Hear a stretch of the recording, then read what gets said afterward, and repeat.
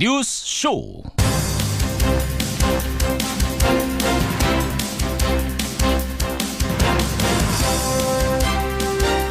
애청자 여러분 안녕하십니까. 매섭게 추운 아침 국제 정세도 차갑게 얼어붙고 있습니다. 트럼프 대통령의 예루살렘 선언 이후에 팔레스타인은 6일부터 오늘까지 사흘을 분노의 날로 선포했죠. 곳곳에서 반이스라엘, 반미 시위가 벌어지고 있습니다. 그곳 시각으로 금요일, 그러니까 우리 시각으로는 내일이 매주 열리는 무슬림들의 합동 예배날입니다. 그래서 긴장감이 더욱더 높아지고 있는 지금. 잠시 후 2부에서요. 팔레스타인 현지의 교민 연결해서 생생한 그곳의 소식들 들어보도록 하지요. 금요일 아침 김현정의 뉴스쇼 출발합니다.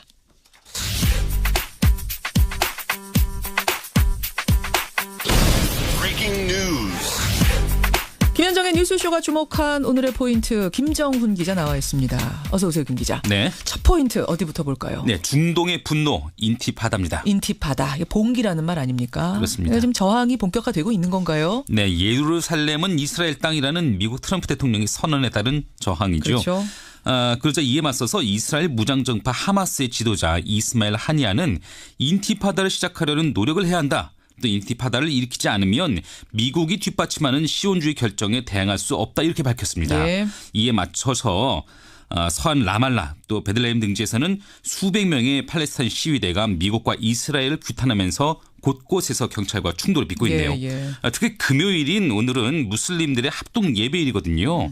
언제 어떤 곳에서 화약고에 불꽃이 튈지 불안한 상황입니다. 예, 사실은 이제 그곳뿐만 아니라 전 세계적으로 지금 예루살렘 선언에 대해서 우려의 목소리가 이어지고 있어요. 그렇죠. 메르켈 독일 총리도 이스라엘과 팔레스타인이 예루살렘의 지위를 결정해야 한다면서 미국의 관여를 비판했고요. 예. 러시아도 미국의 결정을 심각한 우려로 받아들인다 이렇게 밝혔고 예. 중국 역시 새로운 대립을 촉발하는 행동은 피해야 한다 이렇게 언급을 했습니다. 현지 분위기도 궁금하고 또 트럼프 대통령이 아무 생각 없이 이런 얘기를 했을 것 같지가 않아요. 뭔가 계산이 깔려 있을 것 같은데 그 계산이 뭔지도 2부에서 한번 짚어보겠습니다. 다음 포인트 가죠. 네, 더 거세진 비트코인 광풍입니다. 제가 며칠 전에 인터뷰했잖아요. 광풍이라고. 네. 근데 지금 그 후로 급등을 넘어서 폭등세입니다. 네, 가상화폐 거래소인 코인베이스가 있거든요. 네. 여기에 따르면요. 비트코인 가격이 장중 19,000달러를 넘었었습니다.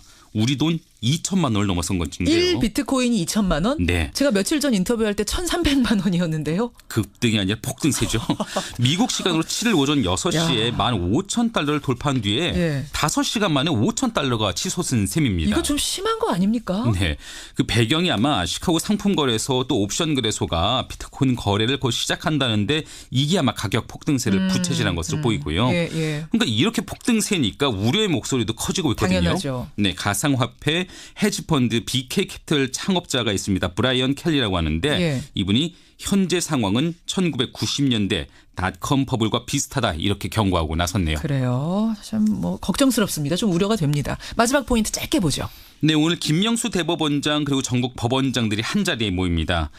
김명수 대법원장 취임 후 두 달 반 만에 처음 열리는 전국 법원장 회의인데요. 아무래도 사법부 블랙리스트 추가 조사 문제가 논의될 것 같습니다. 예. 그동안 법원 행정처 컴퓨터 속의 파일들을 작성자 동의 없이 열 수 있나 없나 이 논란만 벌어졌거든요. 그렇죠. 오늘 결론이 내려진다면 뒤늦게 진실 규명 작업에 속도가 붙을 수 있습니다. 여기까지 오늘의 포인트. 김정훈 기자 수고하셨습니다. 네.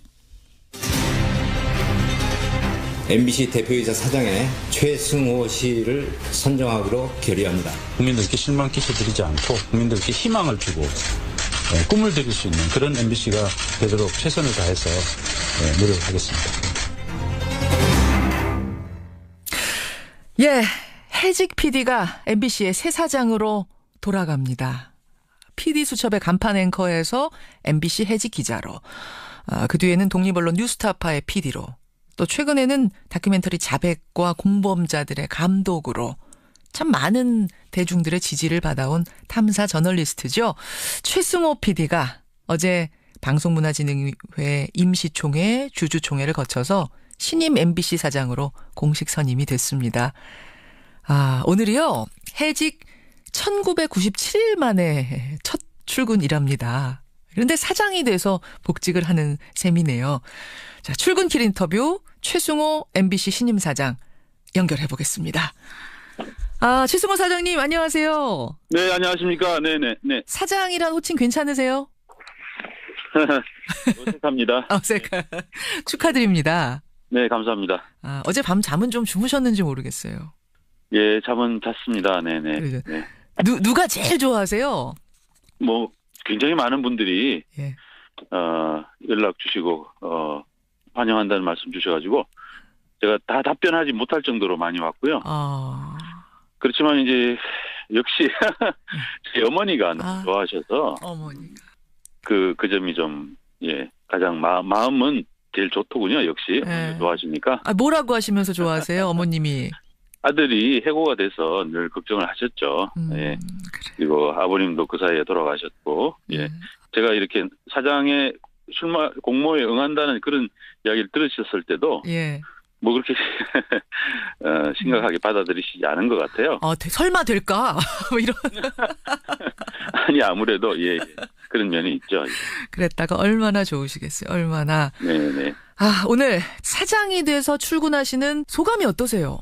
예, 뭐, 이런 일들이 어떻게 보면 정말 굉장히 극적인데, 그동안 우리가 겪어왔던 질곡이 얼마나 대단히 깊었던 것인가 하는 걸 느끼게 해주는 그런 거죠. 그래서, 저희가 하여튼 최선을 다해서, 다시 한번 국민께 보답하는 그런 MBC 문화방송을 만들겠습니다. 네. 지금 그러니까 설렘도 설렘이지만 걱정이 더 많이 되세요? 아침에 소감이? 설렘보다는 사실, 책임이 무겁죠. 예. 그러니까 1997일이면은요, 내일 모레 글피면 2000일이잖아요, 최 사장님. 네네. 2000일 만에 복직을 하는데 내가 MBC의 사장이 돼서 돌아가리라고 혹시 상상이라도 해보신 적 있으세요? 뭐 그런 적이 없습니다. 저는 사장을 하겠다는 생각을 하면서 살지 않았어요. 그래서 저는 그냥 프로그램을 하면서 하는 게 늘 즐거웠고 그게 제 천직이라고 생각했는데 상황이 그렇게 됐네요. 실제로 고민도 많이 하셨다고 제가 들었어요. 근데 네네네. 결정적으로 결심한 이유, 계기는 뭐였습니까? 이제 그 MBC 구성원들, 제 후배들이 원한다라는 느낌을 강하게 받았고요. 해고가 돼서 나와서 계속 이제 방송 회복을 위해서 노력하는 과정에서 약간 좀 상징 비슷한 그런 것들을 이렇게 갖게 된 의미가 있기 때문에 그렇게 해서 국민들의 어떤 지지와 응원을 이렇게 모아낼 수 있는 그런 부분들이 있지 않나. 그래서 제가 할 역할이 있다고 그렇게 생각을 하게 됐습니다. 그렇군요. 그렇군요. 네. 자, 이 말씀은 죄송스러운 말씀인데 시중에서는요. MBC 참 많이 망가졌다. 과거 명성황과는 지금 거리가 멀다 이런 얘기들 많이 해요. 네네. 그 MBC의 최우선 과제는 뭐라고 생각하십니까? 가장 중요한 건 제가 생각할 때는 다른 것보다 일단 국민의 신뢰를 다시 얻는 것. 신뢰 회복.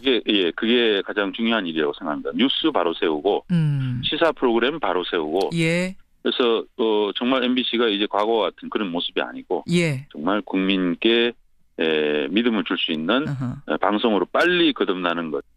비교적 빠른 시간 내에 해낼 수 있을 거다라고 생각합니다. 인적 쇄신 작업도 이게 중요한 작업 아닙니까? 그 부분은 어떻게 생각하고 계세요? 일단은 뭐 인사는 하면 되는 거고요.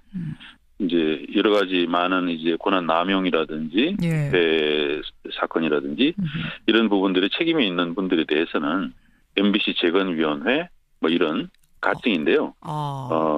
노사 공동의 어떤 위원회를 통해서 거기서 그 문제를 좀 다루고 조사도 하고 해서 응분의 이제 책임을 묻도록 해야 되겠죠. MBC 재건위원회 같은 곳을 만들어서 그 기구를 통해서 쇄신 작업을 해나가겠다. 인적 쇄신. 근데 제가 이제 이 질문을 왜 드렸냐면 최승호 사장님 선임 소식이 전해지자마자 네티즌들이 가장 많이 던진 질문이 뭐였냐면 MBC 뉴스의 앵커를 맡고 있는 배현진 아나운서 거취였어요. 왜냐하면 이분이 이제 과거 MBC의 상징, 갈등의 상징처럼 대중들한테 인식이 되기 때문에 아마도 이 질문이 많이 나왔던 것 같습니다.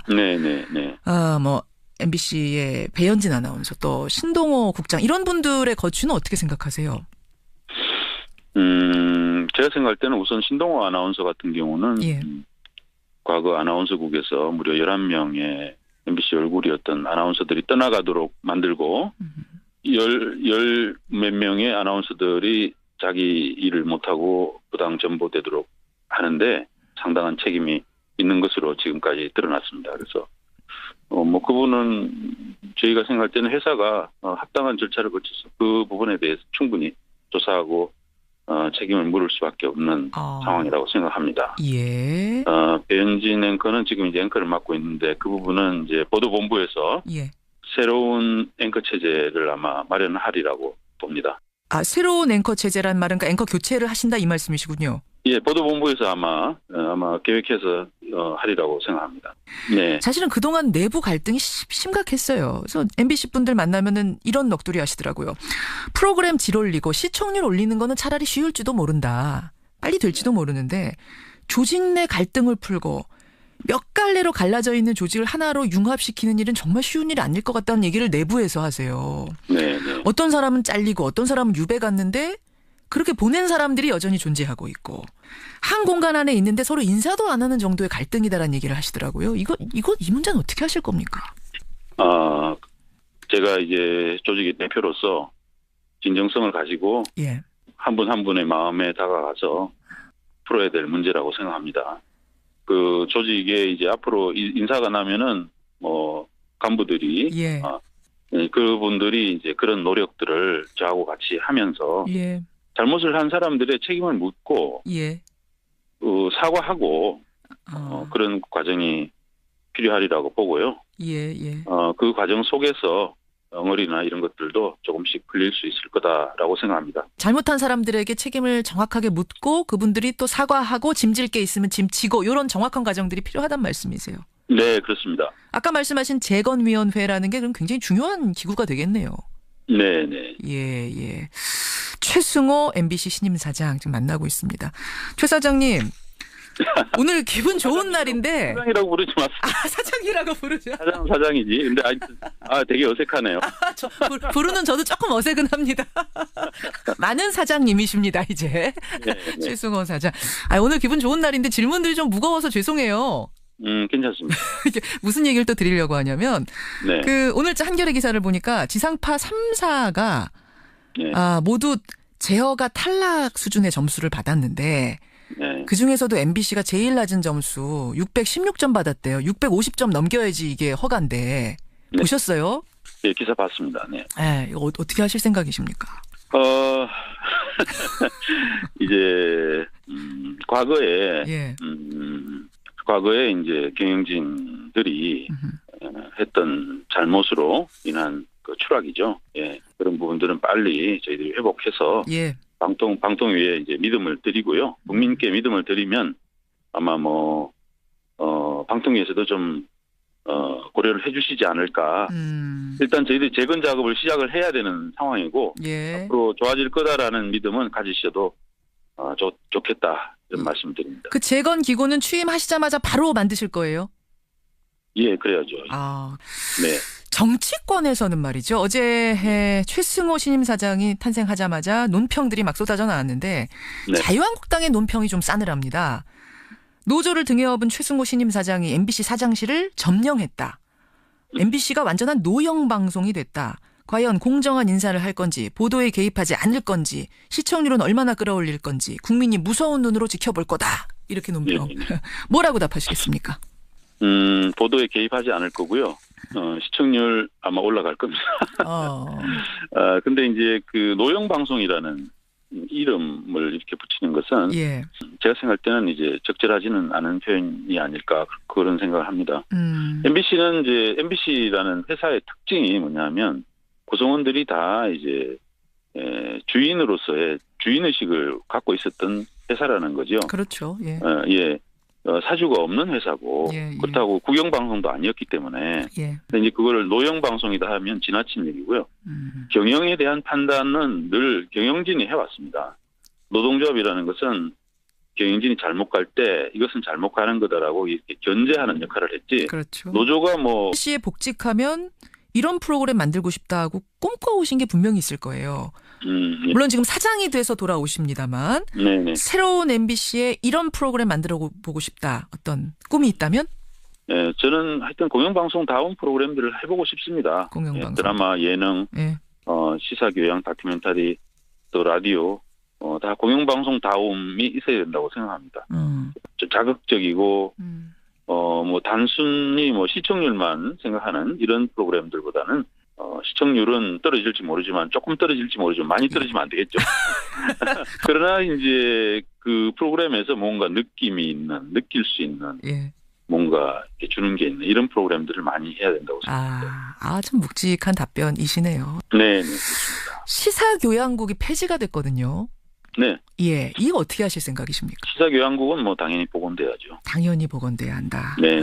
그쪽을 중심으로 해서 아까 뉴스부터 시사부터 바로 세우기 작업 거기서부터 시작이 되겠군요. 네, 그렇습니다. 예, 최승호 PD가 사장으로서 만드는 그 MBC 정말 기대가 많이 됩니다. 네. 아까 부담이 많이 되신다고 그랬는데 제가 더 부담 드릴 수밖에 없네요. 열심히 하겠습니다. 예, 다시 한번 축하드리고요. 얼른 출근하셔야겠습니다. 네네네. 감사합니다. 고맙습니다. 예, 고맙습니다. 네. 예, 해직 1997일 만에 사장으로 복직을 합니다. 오늘 그 첫 출근길 인터뷰 최승호 사장이었습니다. 김성환의 행간 시사평론가 김성환 씨 나오셨습니다. 어서 오십시오. 네, 안녕하세요. MBC 사장님이 CBS에 첫 출연하셨어요. 그러네요. 첫 출근길 출연이 CBS가 돼서 영광입니다. 기분 좋고. 그 김성진님은 청취자, MBC 채널 이분은 삭제하셨었는데 재등록한다. 이런 분들이 꽤 많아요. 그렇구나. 예. 아무래도 뉴스타파 활동 때문에 많은 분들이 관심을 또 가졌거든요. 예, 그러니까 사실 뭐 시청률을 봐도 지금 사실은 국민들의 신뢰를 많이 잃었었는데 예, 다시 한번 뭐 잘 되기를 공영방송이 너무 잘 되면 CBS 입장에서 경쟁자가 생기는 거 아닌가요? 그럼 살살 잘 되고 그 정도만 바라겠습니다. 행간 뭐 가지고 오셨습니까? 직장 내 갑질로 고통받는 분들 정말 많죠. 이 직장 갑질 119라는 노동자 인권 보호 단체가 지난달 1일 글에서 출범을 했는데요. 예. 한 달 동안 어떤 갑질 고발이 있었는지 기록한 보고서를 어제 공개를 했습니다. 예. 이 갑질 119 30일의 기록, 이 뉴스의 행간을 좀 살펴볼까 합니다. 30일 동안 접수를 받았는데 네. 직장인들의 반응이 가히 폭발적이었다 이런 후문을 들었어요. 네, 맞습니다. 이 출범 소식이 알려지자마자 직장인들의 신고와 상담이 폭주했다고 하는데요. 뭐 이메일, 오픈 카톡, 페이스북 하루 평균 68건, 총 2,021건의 신고와 상담이 쏟아졌습니다. 이 오픈 카톡방에는 하루 평균 188명이 방문했고 상담자와 활동가 사이에 무려 4만 회의 대화가 오갔다고 합니다. 와. 내용이 궁금하실 것 같은데요. 예. 임금 미지급이 20%로 가장 많았습니다. 임금 미지급. 일 시키고 돈 안 주는 게 제일 큰 갑질이죠. 그러네요. 직장 내 괴롭힘이 19%, 장시간 노동과 야근 강요, 예. 휴가 휴식 미보장, 과도한 징계 해고, 부당 인사, 성폭력도 한 2% 정도가량 차지를 했습니다. 직장 갑질 119 그 30일간의 기록을 오늘 한번 살펴보는 겁니다. 첫 번째 행간은 뭔가요? 첫 번째 행간은 현대판 산호비가 따로 없다입니다. 노비요? 산호비요? 네. 이 갑질의 대표적인 사례가요. 김장 갑질입니다. 김장? 네. 김치 담그는 김장이요? 네. 그러니까 직장 내에서 사장 가족, 회장 가족과 친척의 김장을 담그도록 시키는 일이 비일비재한데요. 세상에. 한 골프장 같은 경우에는 김장철만 되면 회장이 캐디를 골라서 김장을 시킨다고 합니다. 김장 잘할 것 같은 캐디를 골라서 네. 자기 집 김장을. 네. 그리고 군대도 아니고 한겨울에 눈 내리면 골프장 문 닫고 휴장하고 캐디를 불러서 제설 작업을 시킨다고 합니다. 그래요. 그리고 두 번째 갑질은 결혼식 갑질이 또 그렇게 많다고 합니다. 어떻게 해요?